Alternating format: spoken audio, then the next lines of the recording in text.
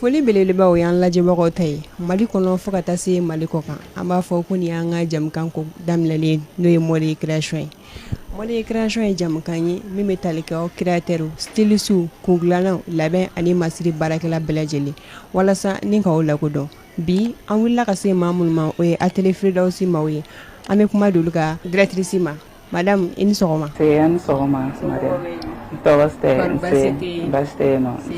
Kan an ka da don jamukan kɔnɔna la an bɛ fɛ i k'i yɛrɛ ɲɛfɔ ne n'a lajɛbagaw ye. Asan yɛrɛ ye jɔn ye? Asan ye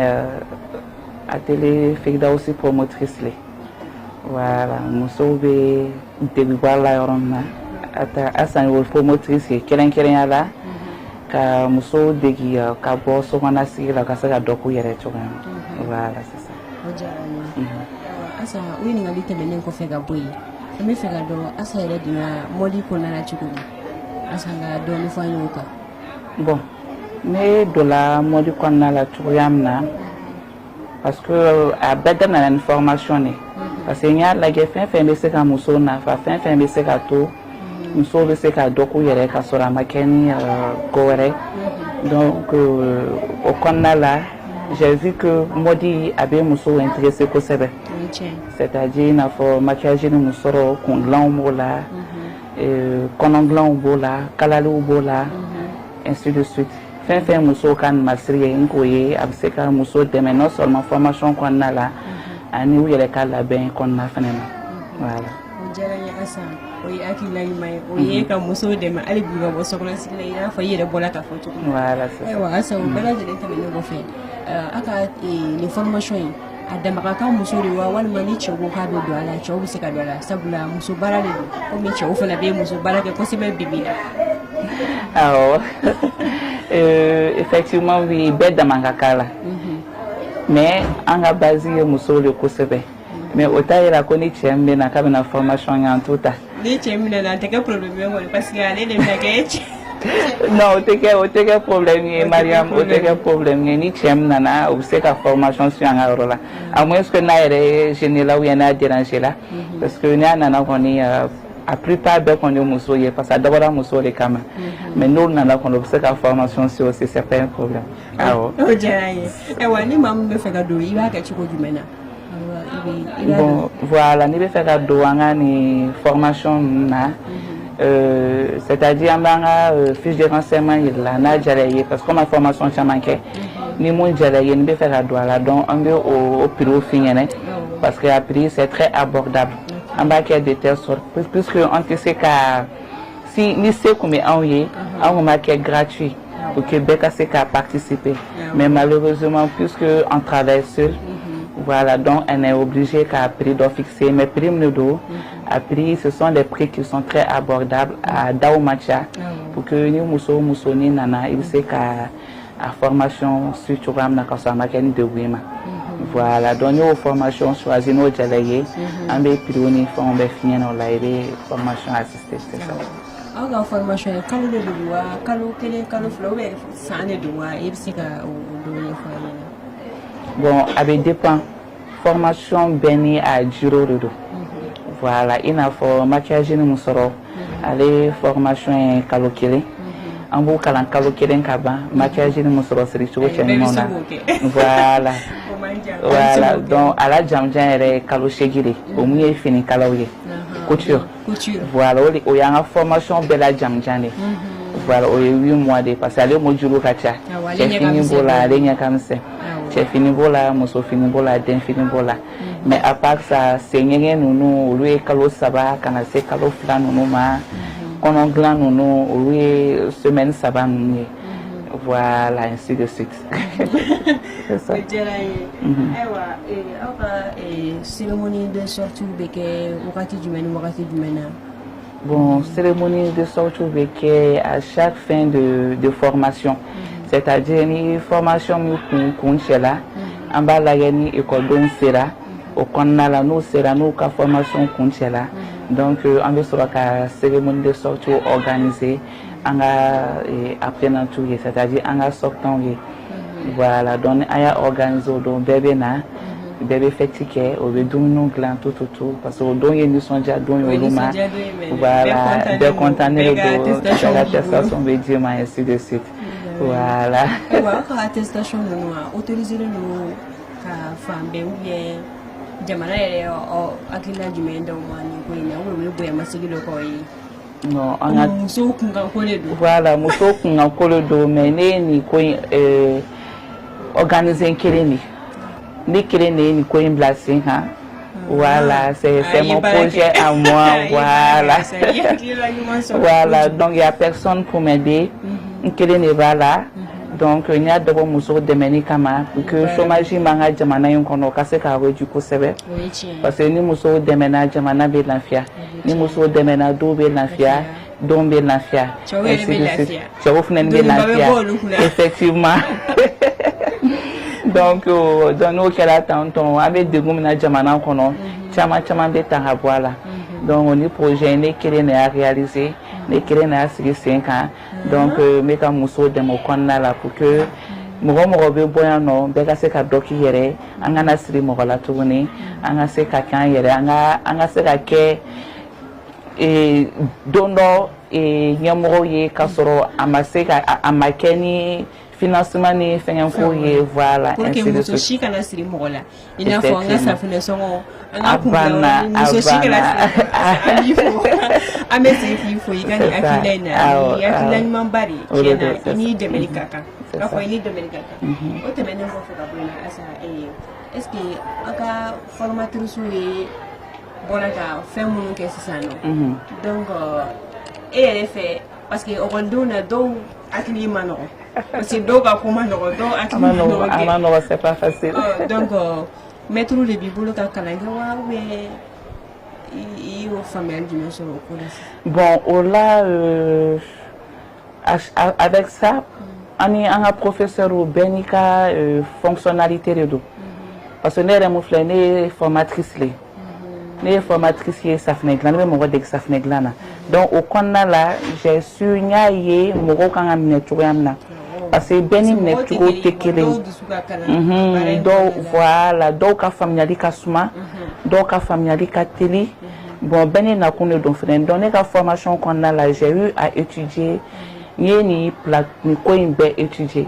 donc nin étudier nin la sisan n y'a ye franchement ne ka formation kɔnɔna la il faut que an k'a lajɛ mɔgɔ mɔgɔ mun bɛ na o ka se ka dɛmɛ sɔrɔ ka sɔrɔ a ma kɛ degun ye i n'a fɔ ni mun ka faamuyali ka teli depuis ni professeurs bɛ na an b'a ɲɛf'u ɲɛna parce que mɔgɔ min bɛ na formation k'an fɛ yen nɔ a moitié bɛɛ c'est-à-dire a plupart bɛɛ muso min ye mun ma kalan donc je peux dire ka faamuyali ka suma mais comme an ka formation ye c'est 100% pratique sɛbɛnni ko tɛ an ta in na pratique dɔrɔn de don donc a ka gɛrɛ o yɔrɔ la ko n'i ye a suit k'i tɛ faamuyali sɔrɔ donc ni professeur y'a ɲɛf'u ɲɛna donc directement bɛɛ bɛ na ni faamuyali ye ka sɔrɔ a ma kɛ degun ye an ka ekɔlidenw ma mais mɔgɔ minnu ka faamuyali ka teli ni minnu tɛ o est ce que ni sortie la u bɛ bɔ ɲɔgɔn fɛ yan ou bien olu bɛ to kɔfɛ dɔ bɛ fara u ka expérience kan non je peux dire pratiquement bɛɛ bɛ bɔ ɲɔgɔn fɛ parce que i bɛ na ye mun yɛrɛ ka faamuyali yɛrɛ ka suma au début n'a nana a bɛ na fɔ ko ne tɛna se ka nin kɛ mais une fois que ni madame mun commencé la k'a yira la ale bɛ tila ka tɛmɛ hali mɔgɔ min kalannen de don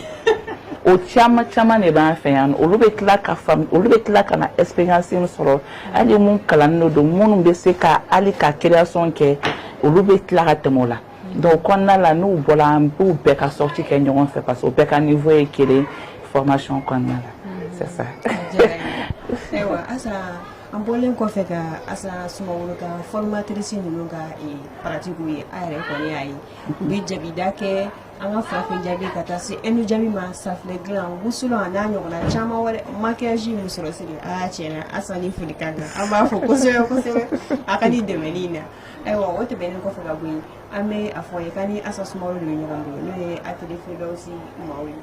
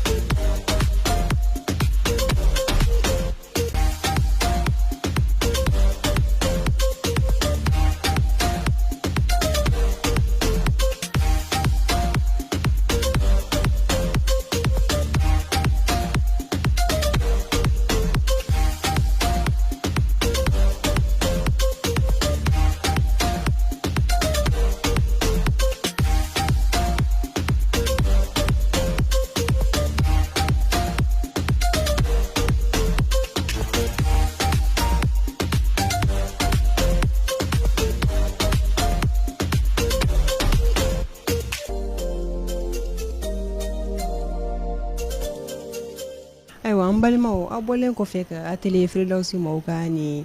formatrice ninnu ka baara lajɛ n'o ye bololabaara ne hakili la caman yi ka tata t'a la wa a ye dusu don caman kɔnɔ ni ka métier kalan sabula u ka baara basé no métier yɛrɛ de kan n y'o de fɔ aw maa minnu ye kalan kɛ aw kana aw sigi k'aw bolo aw sen kan k'an ye kalan kɛ ko diplôme b'an bolo k'an ma baara sɔrɔ sabula métier bɛ métier yɛrɛ kalan tɛ ban ni ye dusu don aw caman kɔnɔ ayiwa aw bɛ wuli ka se atelier freelance mɔgɔw ma ni ka na métier kalan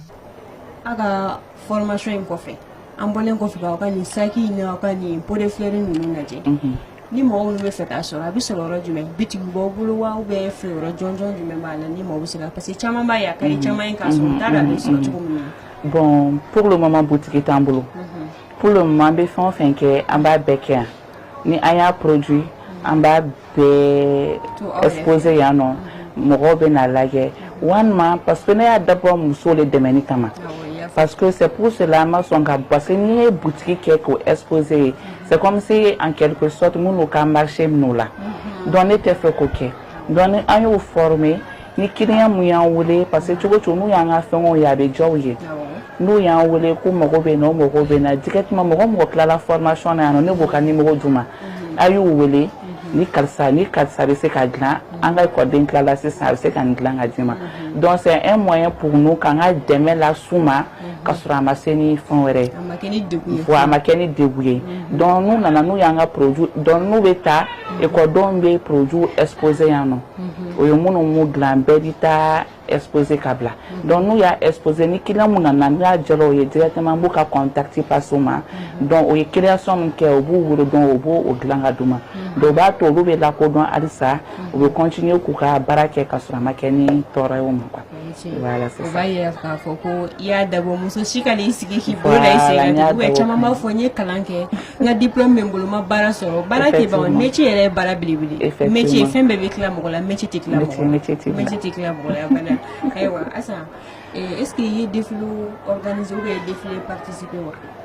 Bon, pour le moment, on m'a défilé, participé, mais de temps à autre, je vais défilé d'organiser un centre là, un atelier là, avec un cas fini kalala, parce que n'y a pas de même mon kalan fini kalala non, kaloche guidron. En 8 mois, on est kalan kaba. Donc au défilé qu'on nous au klala. Et on est fini mon kala. Alors là, nous matériels, on est fini mon kala. On est création qui est dans nous et création qui est en mobile défilé la cour qu'on a là. Donc il y a beaucoup à finir kala l'eau. On va défiler quand il y a tout la cour il y a les kala. Donc pour le moment mais qu'on est senti là pour que allez ça on va baraka c'est kala codon ni mouroya y aucun négafé quand la formation que on met quand mouroya quand c'est kala qu'on on a que mais nous voici na ko ameka un défilé organisé en dehors de la télé à Maké mais quand même avec un objectif là avec un projet qu'on a là taquet. Mais comme quoi est donné, voilà, j'essaie un peu de prendre le terrain. Donc, une fois qu'on aura l'occasion et l'opportunité, on va défilé organisé, monter à l'atelier qu'on a fait. Voilà. Ni mɔgɔ min ko k'a bɛ inscrire foire la est-ce que o ka di i ka collection yira foire la est-ce que o ka di i kosɛbɛ. Bien sûr. O ka di n ye kosɛbɛ. Voilà. Parce que o b'a to halisa an bɛ lakodɔn o b'a to halisa mɔgɔw bɛ an ka baarakɛlaw lakodɔn voilà donc n'o foire exposé ni minnu bɛ tɛmɛ ni minnu m'a deli k'a ye mais ni minnu ma deli k'a mɛn n'u y'a ye directement o bɛ gɛrɛ an na o la an b'a ɲɛfɔ n ɲɛna. Bɛɛ lajɛlen tɛmɛnen kɔfɛ ka bolo est-ce que partenaire b'i bolo wa ou bien ni partenaire ko k'u b'i dɛmɛ. Bon pour le moment quand même je peux dire depuis ne ni baara daminɛ fo sisan ma dɛmɛbaga sɔrɔ ne yɛrɛ de ye nin projet sigi ne kelen de bɛ ka kɛ n yɛrɛ ONG ma n dɛmɛ partenaire tɛ n bolo ne de y'a bɛɛ financement n'a fɛnw bɛɛ kɛ wa a ma taa juru ta banque la ne gɛn parce que ko ye kelen de n'i fɛn o fɛn kanu i bɛ se ka nɔ bɔ a la mais néanmoins kɔnɔkuru jɛlen de bɛ se ka bin kelen fɔ n'i ye partenaire fana walima n'i ye dɛmɛbaga fana sɔrɔ ONG mɔgɔw walima ONG mɔgɔ mun bɛ fɛ k'an dɛmɛ ça sera les bienvenus parce que an bɛ yɔrɔ min na i ko bi Bamako bɛ ka nin formation de bénéficier sinon région kɛlaw o bɛ tile k'an wele Sele tɛ n ye Sikaso Segu Kayi o bɛ tile k'an wele o bɛ tile kan woro bɛ ko kuma la ko Bamakɔ dɔrɔn de bɛ se ka information sɔrɔ ko kuma k'olu tɛ se ka formation kɛ a ka di n ye n ka taa parce que n bɛ fɛ ka séminaire organiser yen nɔ parce que bien vrai que comme j'ai dit n kelen pe de bɛ ka baara kɛ donc a ma nɔgɔ ko k'i déplacer voilà o bɛ n ka projet kɔnɔ kosɛbɛ voilà n bɛ fɛ ka atelier Firdausi dayɛlɛ nin région bɛɛ la kelen kelen na pour que muso minnu bɛ yen o ka se ka dɔ k'u yɛrɛ cogoya min na voilà donc n bɛ ka essayer k'u lasabali k'u dusuma ɲɔ halisa ka f'u ɲɛna ko n bɛ sira la ka na voilà parce que a bɛ n ka projet kɔnɔna la mais n b'a dɔn ala sɔnna ma tagalen ɲɛfɛ an bɛ se nin région kɔnɔna la parce que muso bɛ ninnu yen nɔ walasa bɛɛ ka se ka nin formation ninnu bénéficier cogoya min na voilà.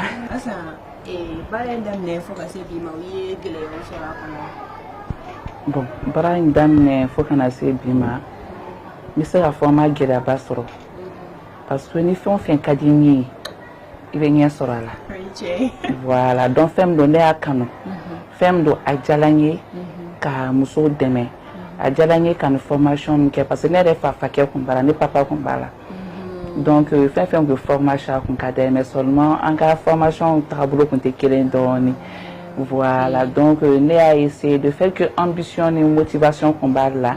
Moi j'ai vu qu'il était tellement courageux, motivé. Donc ne refné filiale. Les sédances al sédanona. Et là j'ai vu que Mousso Chamambe no ambe gele a chamana mali kono de chama bandala entre le dos. Donc ni formation nous chama kela au bateau. An bɛ se ka bɔ dibi la an bɛ se ka dɔ k'an yɛrɛ ka sɔrɔ a ma se ka kɛ ni ko wɛrɛ parce que ne yɛrɛ a prévu frappante le moi je suis juriste de formation ne tilala école la mais n ka diplôme bɛ n bolo mais o ma bali ne ka métier kalan o ma bali ne ka safunɛ dilan formation di mɔgɔ ma bi bi na ne bɛ mɔgɔ kalan safunɛ dilan na n bɛ safunɛ produit mais je suis fière.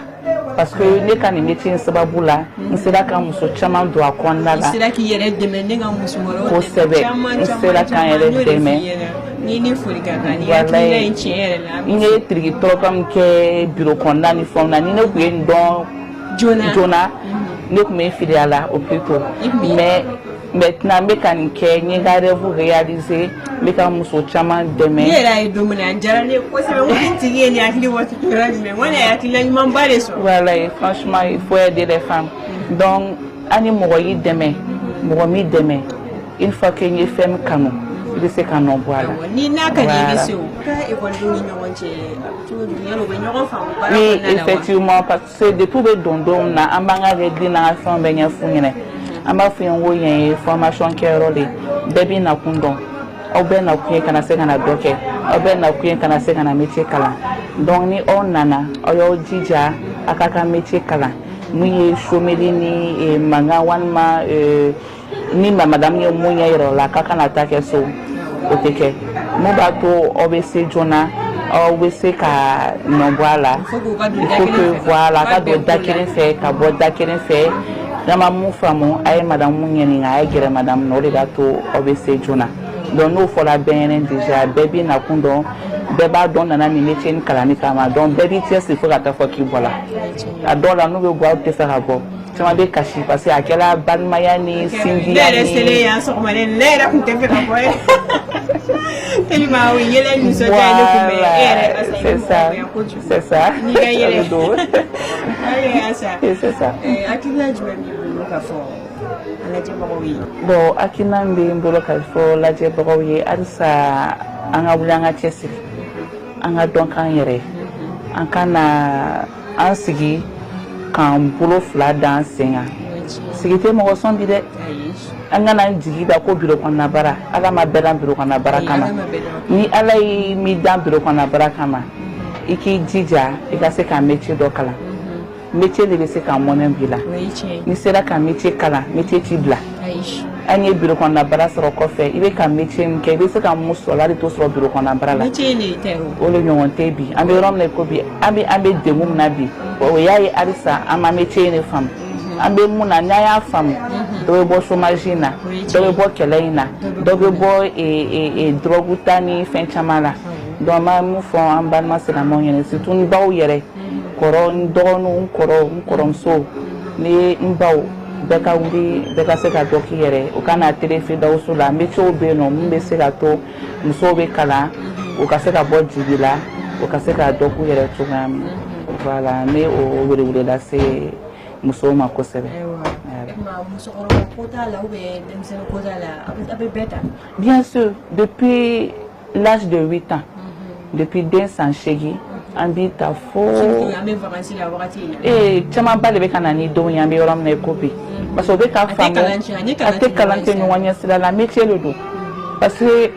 u tɛ ka taa école la sisan ni temps kɔnɔna la o bɛ so yanni k'u ta kɛ yala ye ou yanni k'u ta kɛ ko wɛrɛ ye n'u nana u den bolo don métier dɔ la non seulement a bɛ den nafa wa tila k'u yɛrɛ fɛnɛ nafa parce que ni den sera ka métier kalan den b'a bara ni a y'a bara kɛ ni mɔgɔ wɛrɛ tɛmɛtɔ y'a ye non seulement a bɛ se ka dɔɔni dɔɔni sɔrɔ wa e min y'a bɛɛ ye hali école min tatɔ filɛ nin ye a nana métier min kalan ni a y'a pratiquer a bɛ na wari min sɔrɔ a bɛ masaw dɛmɛ a bɛ masaw dɛmɛ dépenses la voilà effectivement donc o b'a to den yɛrɛ bɛ se ka dɔ k'a yɛrɛ ka sɔrɔ a m'i sɛmɛ masa la wa masa yɛrɛ fɛnɛ bɛ lafiya kosɛbɛ donc o kɔnɔna la mɔgɔ caman bɛ ka na n'u denw ye ka na u don métier la walasa u ka se ka faamuyali sɔrɔ a la kosɛbɛ. Ok donc n bɛ mun fɔ halisa o kuma kelen de don an ka wuli an ka dɔ k'an yɛrɛ sigi so o tɛ mɔgɔ sɔn dɛ n'i sigira so i bɛ sigi dɔ kɛla la delili dun bɛn bɛ Ala de ma a don o don ka fɔ ma karisa ni diyan o tɛ laban an ka wuli an ka dɔ k'an yɛrɛ an ka wuli an ka cɛsiri walasa an ka jamana in bɛ cogoya min na an ka se ka bɔ nɔgɔ la an ka jamana in mako bɛ nin de la donc n bɛ mun fɔ an balima silamɛw yɛrɛ bɛɛ ka wuli k'i cɛsiri bɛɛ ka se ka dɔ k'i yɛrɛ voilà c'est ce que je lance surtout musow kɛnɛkɛnɛya la parce que ne ka wuli t'u ye musow ye ne ka wuli t'u ye o bɛ chômage min na an bɛ degun kɔnɔna la jamana in kɔnɔna la gɛrɛntɛ ni fɛn b'a kan u ka se ka bɔ an ka cogoya donc musow an ka wuli an ka cɛsiri an ka dɔ k'an yɛrɛ fosi t'o bɔ bi min na voilà. Asani maa mun mago b'i la ka don nin baara in kɔnɔna la ka na nin formation in kɛ o b'i lasɔrɔ cogo jumɛn i b'i sɔrɔ yɔrɔ fɔ mɔgɔw ye. Voilà n'aw mago banna an b'an ka numéro di mɔgɔw ma min ye sigiyɔrɔ bɛnnen bɛ yɔrɔ min ma. An bɛ Badalabugu an bɛ station EOC kɔfɛ ani lycée Kanku Musa man jan ni sera lycée Kanku Musa fɛ la ni ye EOC ɲininkali kɛ station EOC